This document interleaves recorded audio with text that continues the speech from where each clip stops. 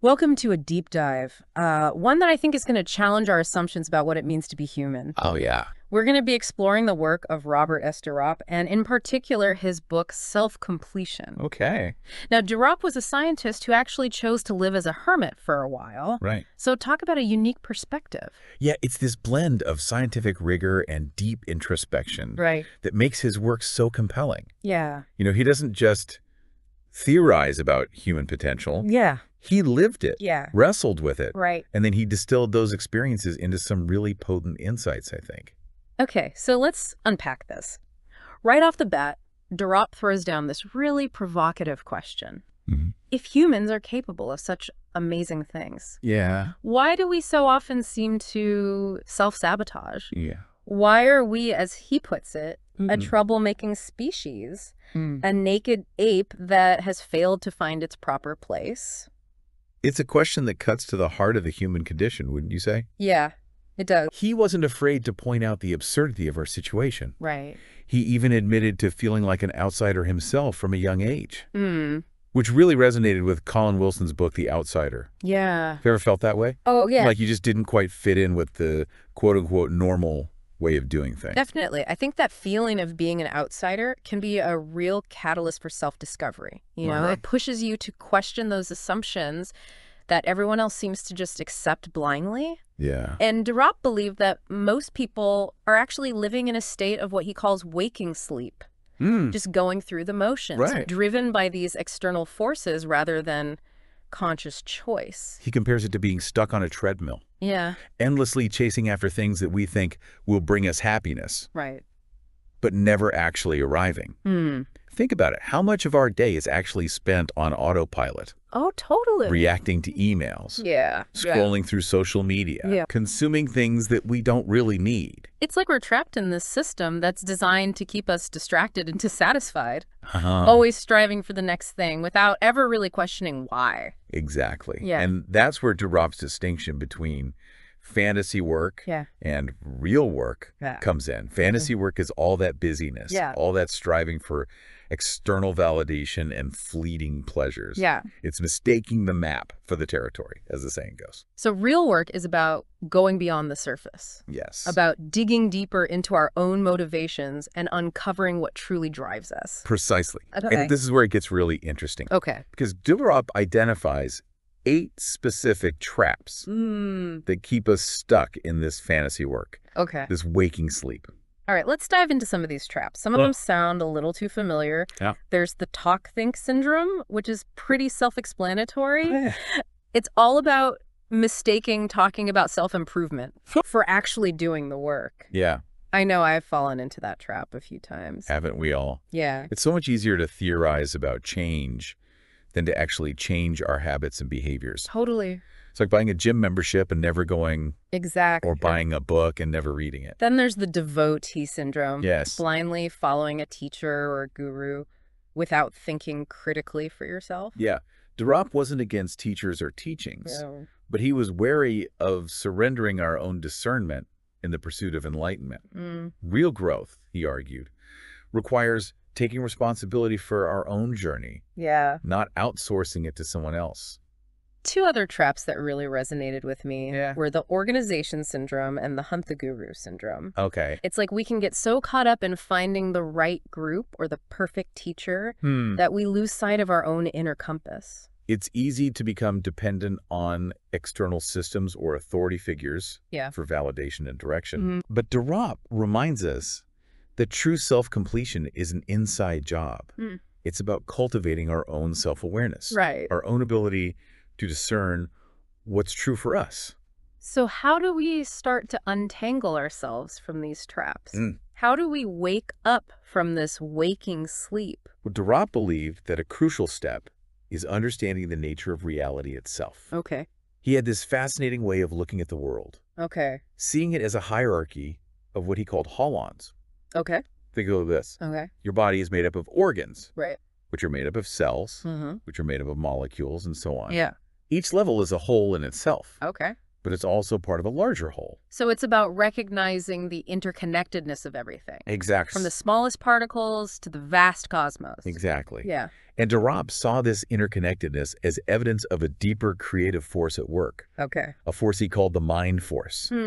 He delved into both scientific and esoteric sources to understand the origins of the universe and the evolution of life. Yeah. But he was always careful to reject ideas that weren't grounded in scientific observations. So he even rejected the Gurdjieffian lunar myth. Right. The idea that the moon would eventually consume the Earth. Exactly. He saw that as a cosmological fantasy that wasn't supported by evidence. Yeah, he was willing to challenge even long-held esoteric beliefs. Right. If they didn't align with his understanding of reality. For Ropp, truth was paramount, whether it came from science or from inner experience. So he's established this view of reality as this incredibly complex, interconnected system. Yes. Where does the human mind fit into all of this? For Ropp, the mind force isn't just some abstract concept. It's the ultimate creative power that shapes the universe. Right. And it operates through the life force. Okay. To bring about the incredible diversity of life we see on Earth. And he had this amazing description of the 7 major developments in evolution. Oh, yeah. That led to humans, starting with simple protoplasts and culminating with the emergence of multicellular organisms. Right. Each step builds upon the previous one, creating this more complex and interconnected web of life. What's fascinating is that Ropp saw this evolutionary journey as evidence of a purposeful unfolding of potential, not just random chance. Okay. He even connected to the Gaia hypothesis. Yeah. The idea that the Earth itself functions like a self-regulating organism. It's mind-blowing when you think about the delicate balance of systems that make life possible. Absolutely. But if humanity is the product of this incredible evolutionary journey, this creative force, then why are we so prone to self-destructive behavior? That's the paradox that Ropp wrestled with. Yeah. He believed that it all boils down to an evolutionary error in brain building. Okay. Our new intellectual brain, the neocortex, Right. wasn't properly integrated with our older instinctive brain structures. Like we have this incredibly powerful engine, but the steering wheel is faulty. Right. We have the capacity for reason and abstract thought. But we're still driven by these primal urges and fears. He even joked about it with a verse. Okay. When in danger or in doubt, run in circles, scream and shout. He was pointing out our tendency toward panic and irrational behavior. Right. Even when we know better. Right. He also talked about this concept of the Organkunde buffer. Okay. Which is a Gurdjieffian idea that we humans have this built-in mechanism for distorting reality. So it's like we're wired for self-deception. We literally have an organ for it. We do. No wonder we get stuck in those traps he talked about. Yeah. But if we're prone to these evolutionary errors, this waking sleep, these self-created illusions, is there any hope for us? That's where Ropp's concept of self-completion comes in. Okay. He believed that humans have the potential to complete their own evolution. By developing their higher capacities, by waking up from this waking sleep and becoming more conscious, more intentional beings. Okay, so it's not all doom and gloom. No. But what does this self-completion actually look like? Right. How do we even begin to do this real work he talked about? Well, Ropp outlined several key concepts and practices. And they're not for the faint of heart. Okay. But he believed that the potential rewards are immense. Right. It's about nothing less than transforming ourselves from troubled apes into masters of our own destiny. I'm intrigued and maybe a little terrified. Yeah. But hey, who doesn't love a good challenge? That's right. Let's dive deeper into this real work and see what Ropp has to offer. All right. Stick with us, folks, because things are about to get really interesting. It's going to be good. All right, so we've established that we humans are a bit of a mess. Yeah. Thanks to this evolutionary error in our brain wiring. Yeah, work in progress, right? But Ropp seems to think we can overcome this. Yeah. He calls it self-completion. Right. And it sounds like a pretty intense journey. Where do we even begin? Well, Ropp lays out several key practices. Okay. But I think one of the most central is this idea of self-remembering.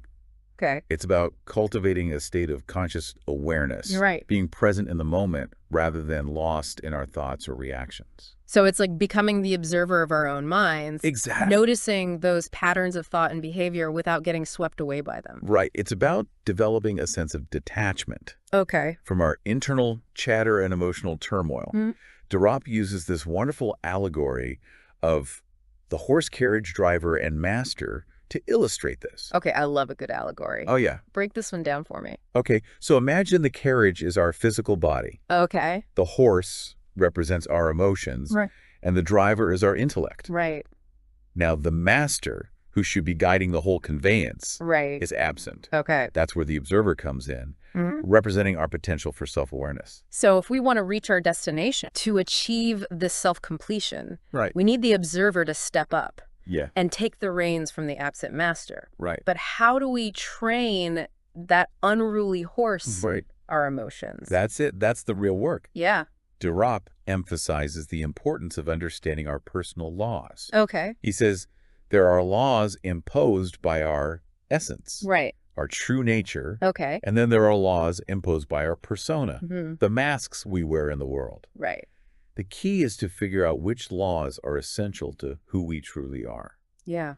And which are just habits or social conditioning that we've picked up along the way. So it's about becoming more mindful of how we spend our time and energy. Absolutely. Choosing activities that nourish our true selves, yes, rather than just feeding our ego or our social image. Precisely. Yeah. You know, he calls those energy draining activities limiting activities. Okay. And suggests that we become aware of when we're in our panic zone, where fear and anxiety run wild. Right. Or our drone zone, where we get stuck in apathy and inertia. Yeah. The goal is to spend more time in our control zone. Right. That sweet spot where we can find balance and focused action. You know, when you put it like that, it makes so much sense. Right. So much of our suffering comes from getting caught in those extreme states. Yeah. Of panic or apathy. Exactly. Learning to regulate our emotional responses feels really essential. It is. For any kind of meaningful growth. Absolutely. Ropp also talks about the higher will. Yes. Is that connected to this idea of emotional regulation? Absolutely. The higher will isn't about forcing things to happen. Okay. But about aligning our actions with our deepest purpose and values. Right. And you can't do that if you're constantly being hijacked by your emotions. He also mentions this concept of seeing triads. Yeah. To be honest, that one kind of went over my head. Okay. Can you explain it in a way that even I can understand? Think of it like this. Okay. Imagine you are facing a disagreement at work. Seeing triads means recognizing the force pushing for your view. Okay. The opposing force, and then the force seeking compromise or resolution. Right. You see the interplay of forces, rather than just your own perspective. Okay. That makes it much clearer. Right. It's like becoming more aware of the dynamics at play in any given situation. Yes. Seeing the bigger picture instead of just getting caught up in our own little dramas. Exactly. It sounds incredibly useful, but also pretty challenging. It is, and Ropp takes it a step further. Okay. With the concept of seeing alchemically, which is about perceiving the transformation of matter and energy. Right. Through creative activity. So it's not just about observing the world, yeah, but about understanding how we can actively participate in its transformation. Exactly. We become alchemists of our own lives, so to speak. Exactly. Ropp believed that the human body is like an alembic, an alchemical vessel for transformation. But in our usual state of waking sleep, this potential remains dormant. We're walking around with these incredible powers, but we haven't figured out how to turn them on. This is all starting to sound very mystical, even magical. Well, Ropp wasn't afraid to draw upon those esoteric traditions. Right. But he always grounded his ideas in a practical understanding of how the world works. Right. And he believed that we all have this potential for higher consciousness and wisdom residing within us. Okay. What he called the master within. So there's a part of us, yes, this master within, that's capable of breaking free from this pattern of waking sleep. He saw two aspects to this master. Okay. The master in the body, Right. which is connected to the intelligence that governs our biological processes. Okay. And the master beyond the body. A state of consciousness that transcends the limitations of our physical self. Okay. He used the universal mandala as a map for this inner journey, Right. describing two courts. Okay. The court of the Kritura, Right. where we learn to understand the laws of the natural world, and the court of the hidden powers, Okay. where we confront the deeper forces that shape our destiny. Wow, this is getting intense. Yeah. It's like we're stepping into a whole other realm of reality. We are? Is it safe to venture into this court of hidden powers? Well, Ropp cautions against blundering into the court of the hidden powers unprepared. Okay. He believed this inner work requires courage and careful preparation. Right. It's not a journey to be taken lightly. He even suggested joining esoteric schools, Okay. groups that are dedicated to supporting this type of inner development. So it's like having a community of fellow travelers. Yeah. A support system to help us navigate this challenging terrain. Exactly. And Ropp takes it even further Okay. with this concept of building an ark, creating communities that embody ecological balance and foster spiritual growth. So it's about taking these principles of self-completion Yeah. and applying them not just to our individual lives, Yes. but to the way we live in the world. He even challenges our conventional notions of success. He does. He tells this story about a successful American businessman Right. who feels unfulfilled despite having achieved everything that society values. And when he asks a Sufi master for the secret to real success, he gets a very surprising answer. Okay. The 4 pillars of spiritual nihilism. Spiritual nihilism? Yeah. That sounds a bit ominous. Yeah, a little bit. What are these 4 pillars? The Sufi master says, Okay. expect nothing, demand nothing, desire nothing, be nothing. Wow, that's pretty radical. It is. It goes against everything our culture tells us about achievement and happiness. Right. Wouldn't that lead to apathy and inaction? Well, I think what the Sufi master is pointing to is a state of inner freedom. Okay. A freedom from the constant striving and grasping that keeps us trapped on Rock's treadmill. Right. It's not about giving up on life or becoming passive, but about finding a deeper sense of contentment and acceptance in the present moment. So it's about letting go of our attachments to outcomes, to things being a certain way. When we release those attachments, we open ourselves up to new possibilities, to a more expansive way of being in the world. This deep dive has definitely given us a lot to ponder. It has. Ropp's ideas are challenging and thought-provoking. They are. He certainly doesn't offer any easy answers. No. But he gives us this really powerful framework for understanding ourselves and the world around us. His blend of scientific rigor and esoteric wisdom is truly unique. He forces us to ask the big questions. And to consider possibilities that might be outside of our comfort zone. Okay, so we've explored a lot of Ropp's ideas about human nature, the traps we fall into, and this potential we have for self-completion. Right. It all sounds so daunting, though. It is challenging, for sure. If we're surrounded by what he calls this fog of insane materialism, how do we even begin to create those arcs he talks about of sanity and self-awareness in our own lives? It's a good question. Ropp didn't really offer any easy answers. Right. He believed that true transformation requires a willingness to confront our own mechanicalness. Right. And to awaken to a higher level of being. Yeah. It's like we have to become these alchemists of our own lives. Right. Transforming the lead of our habitual patterns into the gold of self-awareness and purposeful action. Right. Where do we find the tools for this inner alchemy, though? Well, Ropp emphasizes the importance of finding a balance between our inner work and our outer work. It's not about escaping from the world, but about engaging with it in a more conscious and meaningful way. He believed that self-remembering, that practice of cultivating present moment awareness, is essential. It sounds like mindfulness practice could be a good place to start. Yes, and Ropp went beyond just mindfulness. He talked about the importance of conserving our vital energy, what he called qi. He believed that many of our activities actually drain us of this vital energy.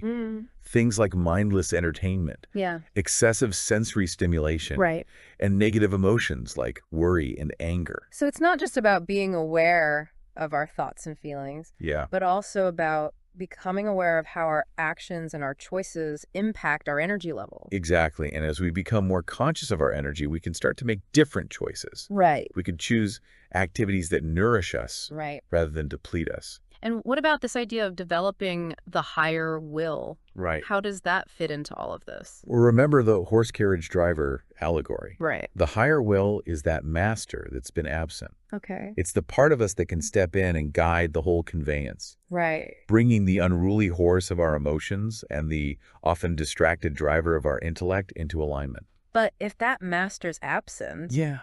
how do we even access this higher will? Well, Ropp believed that it's cultivated through practice. He talked about 3 aspects of the higher will. Okay. The will to power, the will to truth, and the will to self-transcendence. Okay. The will to power isn't about dominating others, Right. but about mastering ourselves, Okay. overcoming our negative habits and impulses. The will to truth is about seeking knowledge and understanding, Yes. not just for the sake of it, Right. but for the purpose of living in greater alignment with reality. Exactly. And the will to self-transcendence, Yeah. that sounds pretty intense, It is. is about moving beyond our ego-centered desires Yeah. and connecting to something larger than ourselves. Exactly. This is all starting to sound very spiritual. It Is is. Ropp suggesting that self-completion is ultimately a spiritual path? You could certainly interpret it that way. Okay. Ropp was deeply interested in the intersection of science and spirituality. Mm. He believed that both realms offer valuable insights into the nature of reality Right. and the human condition. And he saw this path of self-completion as a way of integrating those 2 perspectives, Right. bringing our scientific understanding into harmony with our deepest aspirations. It's a pretty inspiring vision. It is. But I have to admit, I'm still kind of stuck on those 4 pillars of spiritual nihilism. Yeah. The ones that Sufi master mentioned. Right. Expect nothing, demand nothing, desire nothing, be nothing. It's a radical idea. It is. But I think what the Sufi master is pointing to is a state of inner freedom. Okay. A freedom from that constant striving and grasping that keeps us trapped on Ropp's treadmill. Right. It's not about giving up on life or becoming passive, Right. but about finding a deeper sense of contentment and acceptance in the present moment. So it's about letting go of our attachments to outcomes. Exactly. Things being a certain way. When we release those attachments, we open ourselves up to new possibilities, to a more expansive way of being in the world. Ropp believed that this is where true happiness lies. Not in the pursuit of fleeting pleasures, Right. but in the cultivation of inner peace and fulfillment. Exactly. This deep dive has certainly given me a lot to think about. It has been a journey. Ropp's ideas are challenging and thought-provoking. Yeah. And at times, even a little bit mind-bending. They are. But they offer a powerful framework for understanding the human predicament Yeah. and the potential we all have for growth and transformation. He didn't shy away from the difficult questions. He did not. But he also didn't leave us in despair. Right. He offers a path forward, Yeah. a way to navigate the complexities of modern life Right. with greater awareness, purpose, and meaning. That's a good place to end it, I think. Yeah. Thanks for joining us on this deep dive into self-completion. It's been a pleasure. We hope it sparked your own curiosity Yeah. and inspired you to continue exploring these themes in your own life. Absolutely. Until next time, keep seeking, keep questioning, and keep diving deep. Take care.